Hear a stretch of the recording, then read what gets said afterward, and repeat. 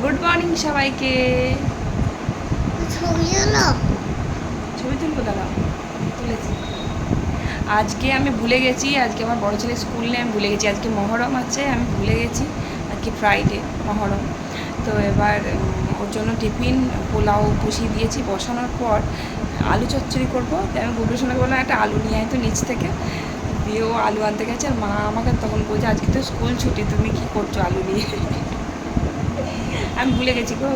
কালকে আমার বড় ছেলে বলেছিল কয়েকদিন আগে, যাও তুমি শোকা যাও, যাও আমি আমি আমি চাটা করে নিয়ে আসি, তুমি শো। হ্যাঁ, চাটা করে নিয়ে আসি। পোলাও আমার বসানো আছে, এখন ফুটছে। থাক, বড় ছেলে খেয়ে নেবে দুপুরবেলা, আবার কি করা যাবে। ও যদি কালকে রাত্রে আমাকে বলে রাখতো তাহলে আমার মনে থাকতো। রাত্রেবেলায় তো বলেনি, বলেছে 2-3 দিন আগে বলেছে শুক্রবার দিনকে স্কুল ছুটি আছে। আমার আর খেয়াল নেই, মাথাতেই নেই। আর শরীরটা খুব ভালো নেই খুব একটা, ওই জন্য 2-3 দিন বড় ভিডিও দেওয়া হয়নি। যে পোলাও বসানো আছে, ফুটছে এখন। থাক, পোলাওটা আমি দুপুরবেলা ওকে দিয়ে দেবো। তরকারি যা হবে ওই তরকারি দিয়ে পোলাওটা খেয়ে নেবে। একটু খেয়াল নেই আমার। আমি বেশি করেই করেছিলাম, একটু খেয়ে যেত আর একটু টিফিনে নিয়ে যেত। টিফিনে আজকে রুটি পরোটা কিছু করে দিতাম না, পোলাওটা দিয়ে দিতাম। চা খাওয়া হয় না এখন, আমার কাজ হয়ে গেছে, বাসি কাপড় কেচেছি, কিন্তু চাটা খাওয়া হয়নি। চা খাবো, গুবলুকে খাওয়াবো, স্কুল যাবে। গুবলুরও তো ছুটি তাহলে। হ্যাঁ, ওদের স্কুল তো এমনি অন্য দিনই ছুটি থাকে, আবার আজকে তো আরও ছুটি থাকবে। যাই হোক, তো দেখি চাটা খাই, ওটা নামিয়ে দিই, পোলাওটা নামিয়ে দিই, দিয়ে চাটা খাবো। ভিডিওটা অনেক দিন আগের হলেও ভিডিওটা আমি এডিট করতে পারিনি, শরীরটা খারাপ ছিল বলে এডিট করতে পারিনি। তোমরা জানো মহরম কবে গেছে, শুক্রবার, সেদিনকার ভিডিও এটা। তো সেদিন খুব শরীর খারাপ ছিল আমার, সেজন্য আমি ভিডিও করতে পারিনি। দেখেছো যে বড় ভিডিও কয়দিন দিতে পারিনি, মিনি ব্লগ দিয়েছি। তো যাই হোক, তো সেদিনের ব্লগ তোমাদের আমি আজকে শেয়ার করছি। তো সেদিনকে আমি ওই যে জানতাম না, তার জন্য আমি বড় ছেলের টিফিন করার জন্য পোলাওটা বসিয়েছিলাম। তো এবার ও বলল স্কুল নেই। ও বলতে কি, ও তো বলেনি, ও তো ঘুমোচ্ছে। ওকে আমি 8:30টার দিকে ডাকি, উঠতেই চায় না। মানে ওকে ডাকা স্টার্ট করি 8টা থেকে, আগে তো 7:30টার দিকে ডাকতাম, উঠতো না বলে এখন 8টার দিকে ডাকি। তো যাই হোক, তো তারপর ডাকার পর মা তো বলল যে আজকে তো স্কুল ছুটি। তো পোলাওটা আমি ওই সেদ্ধ করে রেখে দিয়ে আসলাম, পরে দুপুরবেলা আমি ভেজে দেবো, খাবে। তারপর নিচে চলে এলাম চাটা খেয়ে। আর এই যে দেখো আমার গুবলু সোনা আজকে স্কুল ছুটি, ওই যে জলের বোতল নিয়ে ঘুরে ঘুরে বেড়াচ্ছে। ছাগল দুটো চড়ে নিয়ে গেছে। পড়াশোনা তো হবে না, হবে? স্কুল বন্ধ, তোকে বললাম দাদার কাছে পড়া করে নিতে, খাতায় লিখে নিতে বললাম যে। হুম,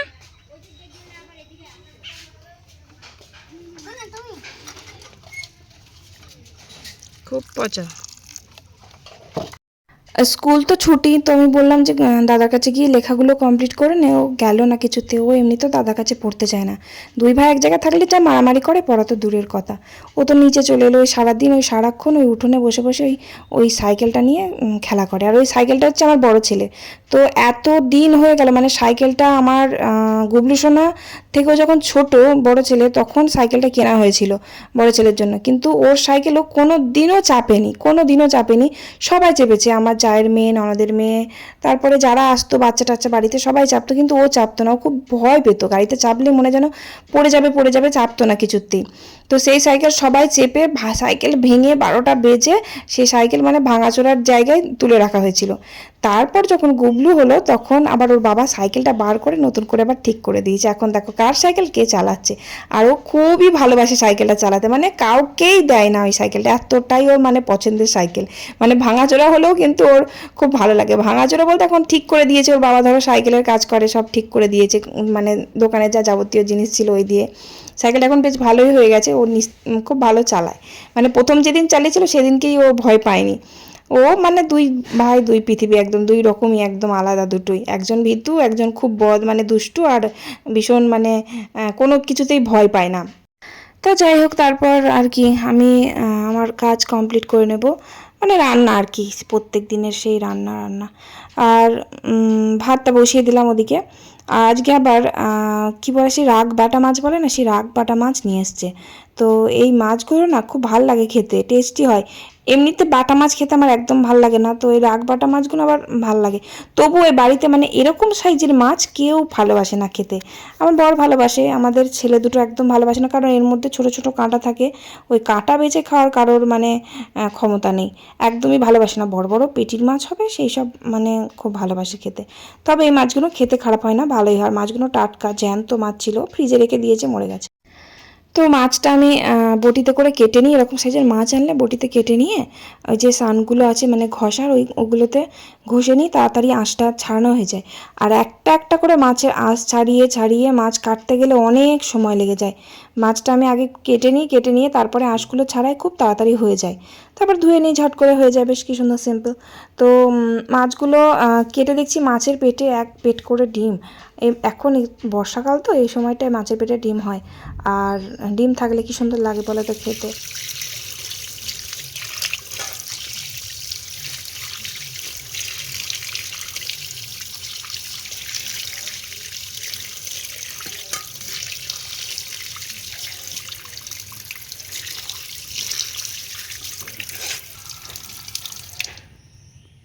তো মাছগুলো ধুয়ে নিয়ে আমি রান্নাঘরে চলে এলাম। আর আজকে মোচা রান্না হবে। তো মোচার সাথে একটু ছোলা দিলে খুব ভালো লাগে খেতে। তো মোচাটা মা কালকে রাত্রেই কেটে রেখেছিল। জেঠু মোচাটা নিয়ে আসে আমাদের বাড়িতে, আমার বর কখনো মোচা নিয়ে আসে না, কেনে না। ও মোচা জেঠু ভীষণ ভালোবাসে খেতে, তাই বেশিরভাগ জেঠু নিয়ে আসে রাত্রেবেলা, বা জেঠু কেটে দেয় একদিন। মানে সেই মোচার যে ইয়েগুলো ছাড়িয়ে দেয় কাঠিগুলো, আর মা কেটে নেয়। তো তারপর মোচাটা আমি ওদিকে ছোলা দিয়ে সেদ্ধ করতে দিয়ে আসলাম। তারপর আমি এসে শুয়ে পড়েছি বিছানায়। তার কারণ হলো আমার ভীষণ পেটে যন্ত্রণা করছে। ওই যে বললাম না, আমার শরীরটা খুব খারাপ করেছিল, আর এখন কয়েকদিন অন্তর অন্তর শুধু মানে অসুস্থ হয়ে পড়ছি, শরীরটা খারাপ করছে। তো মানে এতটাই আমার পেটে যন্ত্রণা করছিল যে আমি রান্না করা তো দূরের কথা, ওখানে আমি বসেই থাকতে পারছিলাম না, খুবই যন্ত্রণা। তো কাউকে আমি বলিনি, বাড়িতে কাউকেই বলা হয়নি, আমি এসে চুপচাপ শুয়ে পড়েছি। আর গুবলুর ভাত খাওয়া হয়ে গেছে, আর বড় ছেলেরও খাওয়া হয়ে গেছে, সবার খাওয়া হয়ে গেছে। আমি খাইনি এখনও, চুপচাপ এসে একটু শুয়ে পড়লাম। একটু কমে গেলে তারপর আবার রান্না করতে যাব। আর তাছাড়া মোচাটা সেদ্ধতে তো সময় লাগবে, শুধু শুধু রান্নাঘরে বসে থেকে আরও শরীরটা আরও খারাপ করছিল বলে আমি ওপরে চলে আসলাম। গুবলু সোনা তো খাওয়া হয়ে গেছে, চিন্তা নেই, তাই জন্য একটু শুয়ে আছি, ওদিকে মোচাটা সেদ্ধ হোক, তারপরে যাব। আর এতটাই পেটে লাগছিল যে আমি শুয়ে থাকতেও পারছিলাম না। তারপর ঘরে ট্যাবলেট ছিল, ট্যাবলেট খেলাম, খেয়ে তারপর একটু কমলো। না রান্না করি না, মোচা সেদ্ধ করতে দিয়ে আছে, রান্না করি না। ভালো লাগবে না,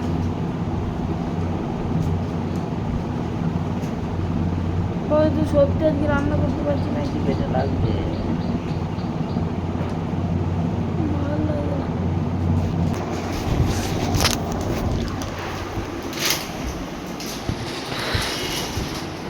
আজকে পেটে লাগছে না তো। কি কি হলো? রান্না করে আসি, দাদা আছে তো ঘরে, এই তো ঘরে দাদা আছে। তারপর চলে এলাম রান্নাঘরে, একটু কমলো। তারপর এই যে মাছটা তো কেটে এনে মাছ নুন হলুদ মাখিয়ে রেখে দিয়েছিলাম। আর মোচাটাও সেদ্ধ হয়ে গেছে। মোচাটা শুধু মোচাটা রান্না করবো, আর মাছটা আলু দিয়ে বেগুন দিয়ে ঝোল করব, ব্যাস। রান্নাটা কোনো রকম করতে পারলে বাঁচি। আর কি ব্যবসা নিয়ে গরম পড়েছে, ভীষণ কষ্ট হচ্ছে, গরমে রান্না করা খুব কষ্ট হচ্ছে। ভাবলাম সব কিছু তুলে নিয়ে গিয়ে মানে ওপরে গিয়ে রান্না করে নিই গ্যাসে, কিন্তু আবার সেই বয়ে বয়ে আমাকেই নিয়ে যেতে হবে। তাই ভাবলাম এখানে উনুনটা ধরালাম যখন, তাহলে এখানেই রান্না করে নিই। ভাবলাম একবার যে কড়াই টড়াই নিয়ে গিয়ে একবার উপরে রান্না করে নিই, সেখানে বয়ে বয়ে নিয়ে যেতে হবে। আর ভাল লাগে না ওরকম, মানে জলের বালতি নিয়ে যেতে হবে, সবজি মশলা কত কী যে হুটহাট করে লাগবে, আবার আমাকে নিয়ে যেতে হবে। মশলা বাটা হয়নি, মশলা বেটে নিয়ে যেতে হবে। ও মিক্সি তো নিচে থাকে, উপরে থাকে না। তাই ভাবলাম আর ডবল করে আমাকেই খাটতে হবে, দরকার নেই, আমি এখানেই রান্নাটা করে নিই।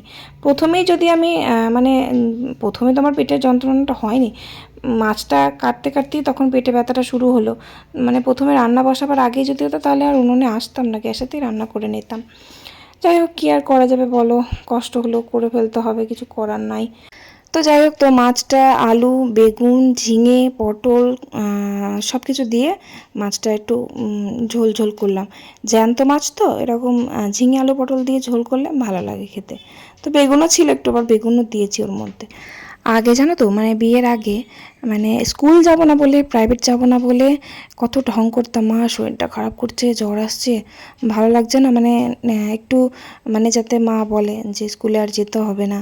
একটু যদি সামান্য বৃষ্টি পড়ে তাহলে বলো, মা বৃষ্টি পড়ছে তাহলে কি স্কুল যাব, মানে মায়ের কাছে বকাও খেতাম, আবার তাও বারবার বলতাম যে মা স্কুলে যেতে পারবো না, বৃষ্টি হচ্ছে, পেট ব্যথা করছে, নানা রকমের নাটক করতাম, শরীর খারাপের নাটক করতাম স্কুলে যাব না বলে।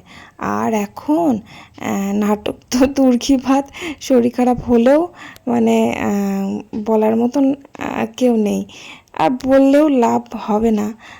কারণ যারা শ্বশুরবাড়িতে আছে তারা সবাই জানো যে সামান্য একটু একটু শরীর খারাপ তো হতেই পারে, এতে কার কী এসে যায়, একমাত্র একটা মানুষেরই এসে যায়, সেটা হচ্ছে মা। মা ছাড়া নিজের মেয়ের কে মানে মন থেকে ভালোবাসতে কেউ পারে না, এটা হচ্ছে একদম সত্য কথা। এটা আমি নিজে প্রমাণ, সব মেয়েরাই প্রমাণ, সেটা সবাই জানে। তারপর রান্না বান্না সব সেরে সমস্ত বাসন কড়াই ধুয়ে মেজে আমি ওপরে এলাম। তো পেটে ব্যথাটা নেই, কমে গেছে। তো তারপর জামা কাপড় ছিল অনেকগুলো, বাথরুমেতেই কাচলাম, খুব রোদের জোর জানো তো, উপরে একদম যাওয়া যাচ্ছে না, নিচে ছাদে মানে পুড়ে মরে যাব আমি প্রায়, তার জন্য নিচেতেই কেচে নিলাম। তারপর এই যে বারান্দার একদম শেষ লাস্ট কোণে, মানে যেখানে যত ঘরের বাইরের নোংরা এনে জড়ো করে রেখে দিই, তো সেই জায়গাটা একটু ঝুল হয়েছিল খুব, তো সেখানটা একটু পরিষ্কার করলাম। ওটা সপ্তাহে সপ্তাহে করি আমি, প্রত্যেক দিন করা সম্ভব হয় না। তো ওটা করে সমস্ত নোংরা ওখানটা পরিষ্কার করে সমস্ত নোংরা টোংরা আমি ফেলে দিয়ে আসি প্রত্যেক সপ্তাহে। তো যাই হোক, সেটাই করলাম। আর আমার বড় ছেলে বাড়িতে থাকলে ও টুকটাক এই কাজগুলো করে, যে বেসিন পরিষ্কার করা, তারপরে ওই যে কারেন্টের যে বোর্ডগুলোকে পরিষ্কার করা, ও হাতে হাতে তো নোংরা লেগে দাগ হয়ে যায়, তো ও কলিন দিয়ে ভালো করে পরিষ্কার করে দেয়। তো বেসিনটাও পরিষ্কার করে মাঝে সাঝে, আবার এক একদিন আমিও করি, ও করে, খুব ভালো করে পরিষ্কার করে আমার বড় ছেলে, খুব সুন্দর, দেখো এত সুন্দর চকচকে করে দিয়েছি। আর এই বেসিন একটু পরিষ্কার করলে আরও চকচকে হয়ে যায়, একটু সার্ফ দিয়ে ভালো করে ও ছোবড়া দিয়ে খুব মানে ভালো করে ঘষে ঘষে পরিষ্কার করে। যাই হোক, তো তারপর চান করলাম, চান টান করে আমি ওই যে আমার বড় ছেলের পোলাওটা তো সেদ্ধ করে রেখে দিয়েছিলাম। আমি তো ওইভাবে রান্না করতে পারি না, ভালো হয় না, মানে ঝরঝরে, প্রত্যেকটা চাল ঝরঝরে না হলে আমার বড় ছেলে খাবে না, মানে আঠা আঠা লাগা লাগা হয়ে থাকলে একদম খেতে চায় না। ওই জন্য আমি চালটাকে সেদ্ধ করে নিই, যেভাবে করি সেটা তো তোমরা জানো। তো একটু ঘি দিয়ে তারপরে চিনি টিনি দিয়ে ভালো করে একটু ভেজে দিলাম। দুপুরবেলা ওটাই খাবে, কারণ অনেকটাই আমি পোলাও রান্না করেছিলাম। তো বাবাও না, মানে আমার শ্বশুর মশাই পোলাওটা খেতে খুব ভালোবাসে। এবার কয়দিন থেকে বাবাও ভাত খেতে পারছে না, তো আমি ভাবলাম তাহলে অনেকটা পোলাও আছে, আমার শ্বশুরমশাইকে দিয়ে আসি গা, বাবা একটু খেয়ে নিতে পারবে, আর এদিকে বড় ছেলে খেতে ভালোবাসে, দুইজনাই খেয়ে নিক। আর তাছাড়া বেশি করেই করেছিলাম, বললাম না যে বড় ছেলে টিফিনে নিয়ে যেত আর বাড়িতে খেয়ে যেত, ওই জন্য বেশি করেই করেছিলাম। অনেকটাই আছে, যা আছে আমাদের আমার শ্বশুরমশাই আর বড় ছেলে দুজনেরই পেট ভরে যাবে। তো দিয়ে আসলাম বাবাকে, আর বড় ছেলেকে দিয়ে দিলাম। তা বড় ছেলে বলছে, মা মাছের ঝোল দিয়ে পোলাও ভাল লাগবে। তো এবার ও মাংস টাংস দিয়ে পোলাও খেতে ভালোবাসে, আর ডিমের ঝোল দিয়েও পোলাও ভালো লাগবে, কিন্তু মাছের ঝোল দিয়ে ওর পোলাও খেতে ইচ্ছা করছে না। তো এবার ওর মাখো মাখো, মানে মাছের ঝোলটা তো ধরো পাতলা হয়েছে, বেশ পুরো পুরো হবে, মাখো মাখো রসা রসা, ওরকম বেশ লাল লাল টাইপের কালার হবে, ওরকম দিয়ে পোলাও খাবে। তো মাছের ঝোল দিয়ে একদম খাইনি, শুধু খেলো। পোলাও কিন্তু শুধু খাওয়া যায়। যাই হোক, খাওয়া দাওয়া করলাম, খাওয়া দাওয়া করে বিকেলবেলা ছাদে এলাম গাছগুলো জল দিতে।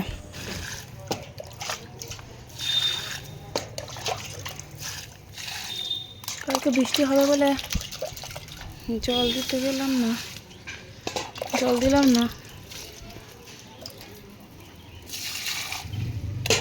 মরে চচ্চড়ি হয়ে গেল গাছগুলো।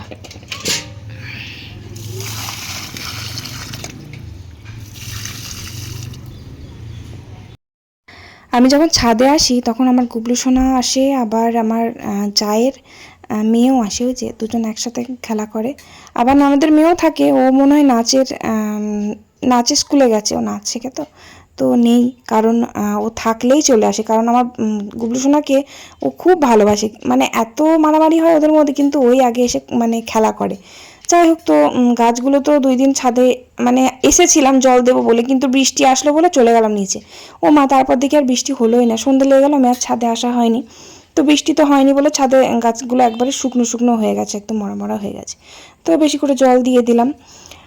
তো তারপর সন্ধে টন্ধে দিয়ে রাত্রের খাবার বলতে আলু চচ্চড়ি করছি একটু। এখন মানে 1 বস্তা আলু নিয়েছে, খাওয়া যাচ্ছে না জানো তো, এত মিষ্টি, বাপরে! এত আলুর মধ্যে মিষ্টি হলে ভালো লাগে খেতে, একদম সেই মনে হচ্ছে চিনি দেওয়া আছে তরকারির মধ্যে, এত মিষ্টি খাওয়া যাচ্ছে না। তো আলু ভাতে তো একদম খাওয়া যাচ্ছে না, আলু সিদ্ধ, রাত্রেবেলা আজকে ভাতই খাবো। তো আলু সিদ্ধ খাওয়া যাচ্ছে না বলে একটু ঝাল করে আলু চচ্চড়ি করলাম।